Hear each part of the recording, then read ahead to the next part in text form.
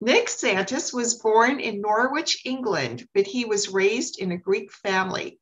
He was raised in Greece. He returned to the UK to study economics and finance. He qualified as an accountant, and he worked for the English National Health Service for 8 years and the Foreign Office for 3 more years. In 2018, he quit his job to pursue his dream of studying law. He is now in his last year. That is just an incredible curriculum to study. I have people in my family who are attorneys, and I know the work that goes into that. Now, Nick has roots from the village of Kastorio at the foot of Mount Taygetus in Laconia, and we have a common interest there. He also has roots in Vathia, the most incredible city in Mani. He has Arvanites roots from Methana and the Roumeliotes of Mount Parnassos. So he is a real hybrid of Greece from all areas. Nick began his genealogy journey in 2015 when he first came across his great-grandparents' records in pre-war Lynn, Massachusetts in the US. 6 years later, his tree has over 500 people. And we are so excited to hear from Nick now and see what he has learned as not only as he's researched his family in general, but specifically at the archives of Vienna. So Nick, take it away. Well, thank you, Carol. And so first, if I can take a brief moment to thank you and the rest of the organizing committee for putting this incredible conference together. I can't imagine the amount of work that went into making this happen. And of course, to say how impressed I am with some of the presentations that I saw in yesterday's session. And again, how thorough, how much work has gone into them. Particularly, I'm in awe of the work that happens with the FT project and how they do this voluntarily, trying to help all these people with this ongoing trauma, which is trying to find your roots. So let me share my presentation. Share screen. Let's see if that works. Can you see that? Not yet. Let me try again.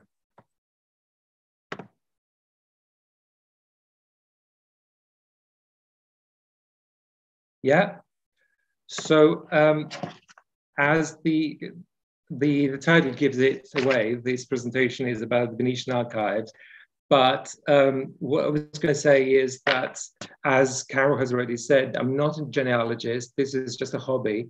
And what this presentation is aimed at is to take you through, show you in simple steps how you can access those Venetian archives and potentially get you excited to go and visit and research yourself. So, and just to prove the point that how easy it is to access. So before I go to the actual archive, the Venetian archives, I might take you through a brief history of that particular era, which is the 30 years of the Second Venetian conquest of the Peloponnese. So I'm just hoping to, before I take you through the findings of my research in the archives, I thought it might be useful to show you the main dates around that period. So as you can see in this slide, the Venetian rule, the Second Venetian conquest of the Peloponnese started in 1685, and that was sealed with the Treaty of Karlovich in 1699. And what this meant is that that was the result of that was the end of the Great Turkish War of 1683 between the Ottoman Empire and the Western Allies, mainly Venice and the Holy Roman Empire, which marked the end of the Ottoman control in much of Central Europe, and it led to huge territorial losses for the Ottoman Empire. So the main dates here are, again, you know, the Venetian conquest taking over the Peloponnese in 1685, the treaty that sealed the deal, then the governor of the Morea of the peninsula, Franesco Mani, whose archives I researched. He was the governor between 1698 and 1701. And I'm going to talk you through two things that he did during his tenure, which is the general census of the Peloponnese, which was the first one ever to be done at that extent, as well as some parish property records that he requested from all the churches and all the villages as part of his effort to govern and organize the administration of the Peloponnese. And then this brief 30-year period ends with 1715, where the Turks, after a brief campaign, they recaptured the Peloponnese, and that's the end of that. And between that and 1821, it took another 100 years before the Greeks freed themselves from the Ottoman rule. So the man who did this, who achieved the capture of the Peloponnese, was Franesco Morizzini, who was chosen to be the commander of this expedition, and who at the time was also the Doge of Venice. And an interesting fact is that he achieved to conquer the Peloponnese in 1685, and then swiftly moved on to try and capture Athens. And the siege of the Acropolis started in September 1687. And after a few days of bombarding the Acropolis, the bombs find their final target, which was the Parthenon, which had been used as an arsenal for the Ottomans, and which led to a massive explosion and reduced the temple to pieces, which is the current state you've seen. Until then, it had been intact. So, and when Morizzini was asked what he thought about that, the bombing of the Parthenon, he called it a fortunato colpo, a fortunate shot. So that was his take. So now, going on to the Venetian archives, what I've got on this slide, on the left, you can see the study hall. This is where you take the archives and you can stay for as long as you want and do your research. Can I say the staff there is very helpful, very trusting. They let you touch all the archives. As long as you don't take things out of the folders that they give you, you're allowed to take pictures, go through all the different subfolders, and just generally it's very easy, and it's quite pleasant to work there. It's a very nice room, as you can see.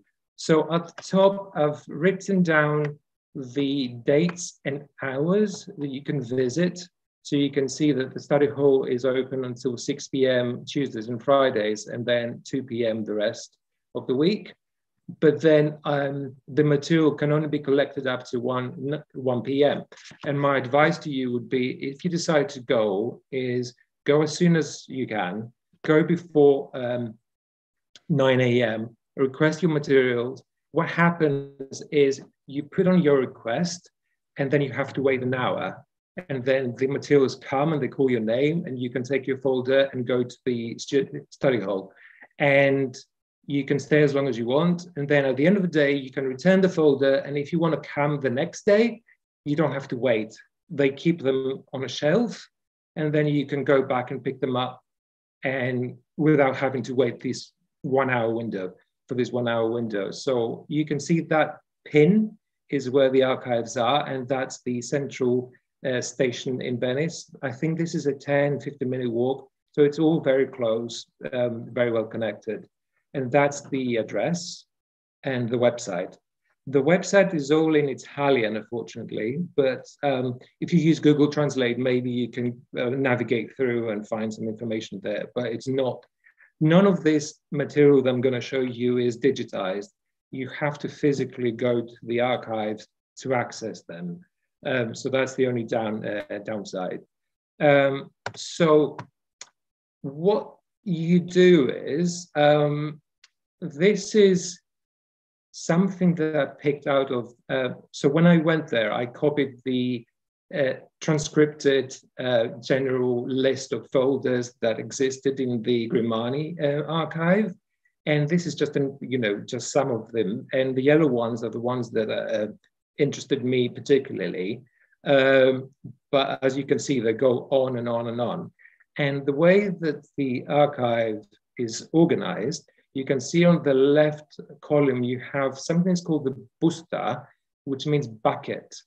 And depending on the size of the subfolder, you can have from 1 to more folders within that bucket. So when you go there, you have to request a bucket. You don't have to request a subfolder. So, for example, when I was interested for the province of Laconia, that's 151. So that corresponds to the bucket 52, which runs from 148 to 152. So that's what you do. You just request 52, you wait an hour, and then it comes. And the way to do that, you go to the main kind of lobby at the entrance of the archives, and they'll ask for your information, name, date of birth, address, and a copy of your passport. And then they point you to the nearest computer terminal where you have to create yourself a username and a password. It's all very easy. And as soon as you log in, they take you on this search phase where you send your request. And you can see that in 2019, I requested those buckets, the Grimani say at the bottom. And that goes automatically on some other system, and then it goes off and things are requested for you. And then on the hour, they call you. So while you're waiting during that 1 hour at that lobby, there is a huge collection of little folders like this one.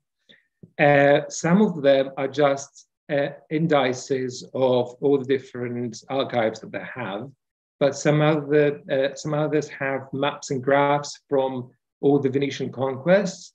So, as you know, the Venetian Empire, as I'll show you in another slide, at different times possessed different territories in the Mediterranean. So that would cover the whole of the Mediterranean. And, you can flick through, that's, for example, the Castle of Mani. It's a sort of map that they drew at the time. And these are microfilms. And if you're interested in a microfilm, they have this extra service where you can pay a bit of money and have a reproduction on the original size, and you can take it home if that's something you want to do. So then the hour passes and you get your files, but before you do that, you need to know where to look for things, because as you saw in this, in this list, it says Laconia, or it says Achaia, or Messinia, or Romania, but these do not necessarily correspond to what we know now as the Nomos Laconias or Nomos Messinias. So you have to look at the old map to know exactly where the borders are. So the borders, I've found this map. Let's see if it works. Yeah. So I found this map on Wikipedia that shows the borders of the old regions. And you can see that, you might notice that there is no Arcadia in the center. And that's because the Venetians divided the peninsula in 4 provinces. And the center of every province was the nearest harbor. So they were all kind of organized, the administrative centers were the coastal towns. So Patra for Achaia, and Navarino for Messenia, and Monemvasia for Laconia, and Nafplio for Romania. And so, you have to sort of know roughly which area you're looking for and see which region that falls into. And again, these 4 regions were subdivided into different territories. So Laconia, for example, which was my main focus, is further divided in Mistras and Borgonia and so on. So my focus was on Mistras, and that's because my genealogical research was mainly about my family, and that's where my immediate that's where my ancestors come from, and that's why I focused in this area. So there's a huge volume of information in archives there, which I never looked at, and it remains to be discovered by you. So I took this picture from Wikipedia, which shows all the different territories. So that's Morea. You can see 1686 to 1715, the occupation of the Venetians. But then there's other areas like Cyprus, Crete. The Venetians were in Crete for nearly 500 years, as you can see there. The Ionians, they were there until the end of the Venetian Empire. So if you, although this presentation mainly focused on the archives of Morea, there are other archives for the Ionian Islands, for Candia, Crete, for Cyprus. And you can go and research. I didn't do it, but then there's going to be plenty of stuff for you to look at. So again, I can't stress enough how exciting, how easy it is to just open those archives and just touch them, and without being supervised or micromanaged by the staff. So this is, for example, a picture of the original summary of the general census, which I'm about to talk about, in the province of Laconia. So you can see all the subterritories of Mistra, Malvasia, which is Monemvasia, Chrysafa, and Delos, and Alta Maina, Bassa Maina is Mani. And so the idea was that Governor Grimani, as I said earlier, he conducted this general census to assist him with the administration of the territories. And you can see on the right, on his report to the Venetian Senate, he said that the general population of the Peloponnese at the time was 43,000. Hang on a second, no. Not 43,000.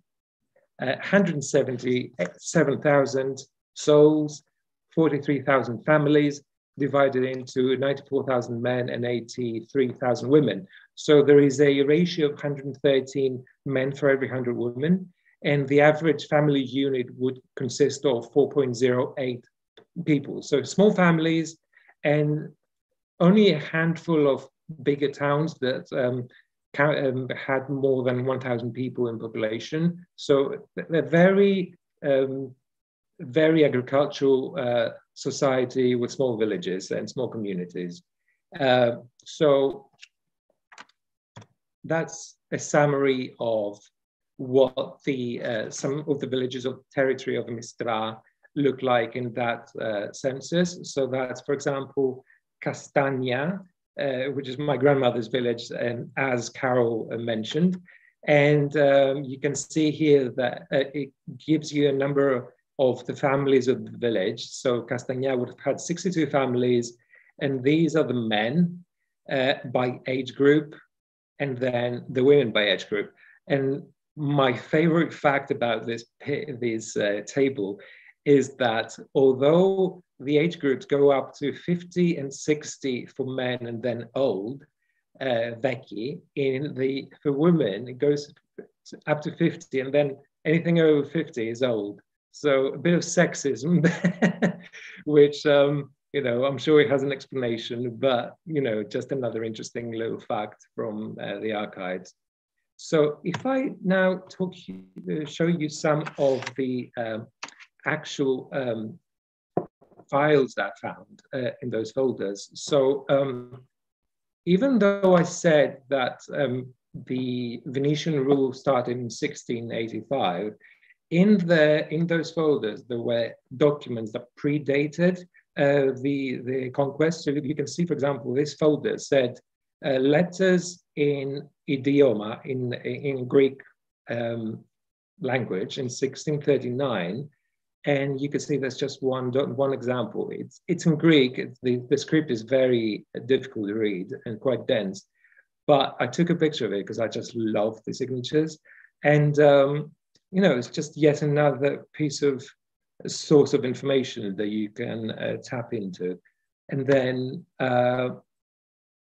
as I said, Grimani requested all the parishes, all the churches submit a register of all the church property for every village. And that's just one example. Your typical example would be several pages of text saying what the churches or little chapels in every village are, and what kind of belongs to each church. And some of them are longer, and because the village would have been bigger and rich, whereas others do not report very much at all. They might say, oh, there's a church and a churchyard where we bury the Christians, and that's it. Whereas others, like Vathia, you can see it's quite long. But then there's also some unexpected discoveries, and that was one of them, which I found particularly interesting. I was reading the letter from Misochorio of Mistras, and as I was going through it, you can see I've highlighted there, it says, the new priest is Loiotetos Nikodimos Vavatenis Livaditis. And I thought, that's a very unusual name. I should Google that. And I did. And to my surprise, this was actually a very interesting personality of the time. So you can see some information that I extracted out of some study that I found online, some paper that I found online. So Vavatenis was based in Venice, serving at the St. George of the Greeks church in Venice, which is now the Hellenic Institute of Byzantine and Post-Byzantine Studies. It is worth a visit. They have an incredible Byzantine icon collection there, and you can visit. You can pay a little fee and a small ticket and go in and have a look. And then, so Vavatenis in 1691 moves to Patra to teach locally, and apparently, according to the information, in 1694 the Athenians requested the Venetians have him replaced, and this, I believe, has something to do with his orthodoxy, his beliefs. He wasn't particularly. He was. It seems that he was enamored to the Venetians and not particularly solid with his religious beliefs. So you can see that, for example, in 1697, he deposes Kyprianos, which was the bishop of Lacedaemon, and he tries to become the candidate for that throne, but he's accused for preaching the Filioque, which is, as you might remember from your history books at school, it's basically the reason, the biggest reason for the schism between the Western and the Eastern churches that goes to today, which is the difference between the Orthodox dogma about the God and the Son and the Holy Spirit and the relation of the three. So it seems that he was preaching that, and the locals didn't like it. And then this letter is May 1699. After trying to become the bishop, he is the priest of Misochori, and then a year later he becomes the bishop of Elos, and he stays there for 18 years. And in 1718, when the Ottomans officially take the Peloponnese back, you can see that he loses the bishop's throne, and the official church gets her revenge by having him excommunicated for blasphemy and for being evil. So a very adventurous personality, huge fan of Venice, completely different from what you'd expect for a priest at the time. He goes into exile in Patmos and dies in 1734 at the monastery of St. John. So that's just one finding. There's another one. There's another discovery which I made, which is from the letters of the village of Vamvaku, again in the Peloponnese. Part of the same project, report what your church property is. And then at the beginning, it was very hard to read, but effectively what the local priest says, we don't know what to do because we haven't got any property, but we feel like we must write something to you. So we've written a birth, marriage, and death register of every Christian in the village for the last, from 1693 to 1698. So yet another unexpected bit of information, source of information of everyone's been married or buried or christened during those times. And, anyone from Vamvaku can look at it. I've posted this already on the Hellenic Genealogy website, and maybe you can find your ancestors in there. So again, yet another source of information that I wasn't expecting. Another one was from the village of Kotiza, which I'm not sure, I don't expect any of you to have heard because it doesn't exist anymore. So in 1699, Kotiza wrote this letter to say, blah, blah, blah, this is our church property. And in 1700, at the census, they recorded 69 families living there and 281 people in total. And apparently it had been a very rich village. So in 1770, during the Orlov revolt, which was a unsuccessful uprising of the Greeks against the Ottomans, it seems that the locals of Kotiza had funded that uprising. So as a reprisal, the Ottomans burnt the village to the ground. So Kotiza doesn't exist. And if you look at it online, on the map, it's just a hill with a dot, but no houses. So again, something that's been lost in time. And this is just a little fragment of history to prove that this village existed. And then yet another one that was one of my favorites. I'm reading the letter from Parori and Ayanes, and they mention some people that had dedicated property to the churches, which was quite common at the time. A lot of the letters, there is a common theme in all the letters, people dedicating one olive tree, one mulberry tree, or a house to the church.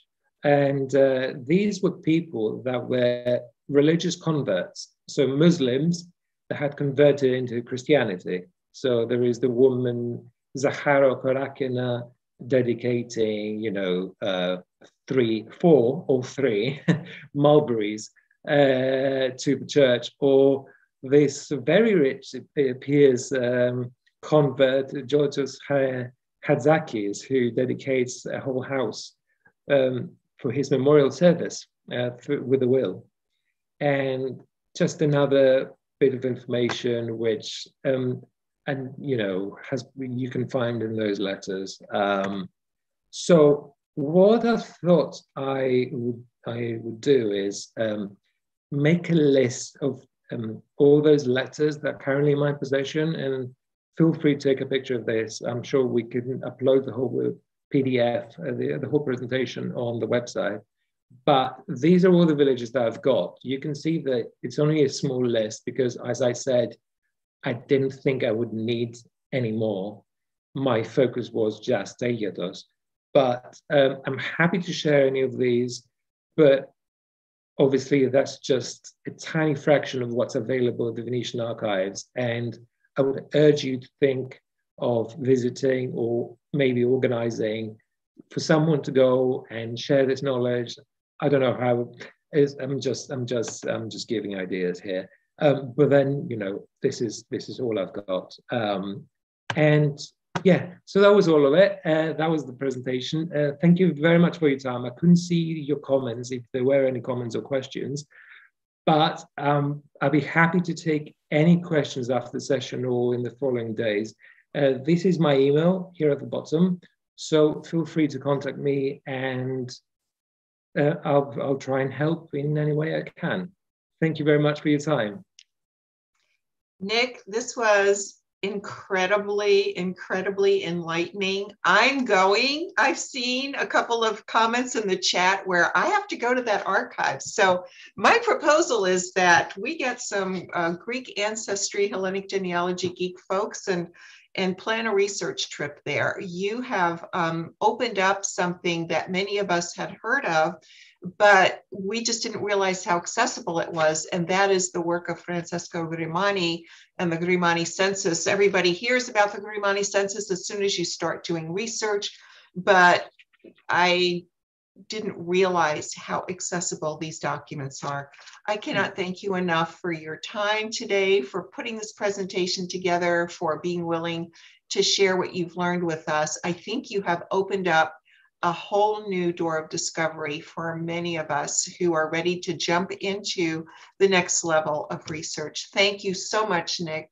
Thank you, and thank you for giving me the opportunity to share that. And as you can see, this is just the beginning of this great research of the Venetian archives. And I'm hoping, like you said, you're excited, but maybe some other people will get excited, and maybe there will be some traction to properly investigate and properly research those in the future. Well, what's so exciting in our community, because we're a very close community, we have 30,000 people on Hellenic Genealogy Geek, but even though that's a large number, we are a niche and a tight community. And if somebody is, like, I'm ready to go, I'll get on a plane tomorrow, COVID or not, and I'm going. And so by advertising that, there may be others who say, you know what, if she's going and he's going, maybe I'll go too. We can help each other. I just see a lot of fascinating new opportunities opening up for us. So Absolutely. Thank you for opening our eyes to this incredible resource. And again, thank you for being with us today. We're so grateful for your time. Thank you very much. Take care. Bye. Bye. Thanks, everyone. Bye. Bye-bye.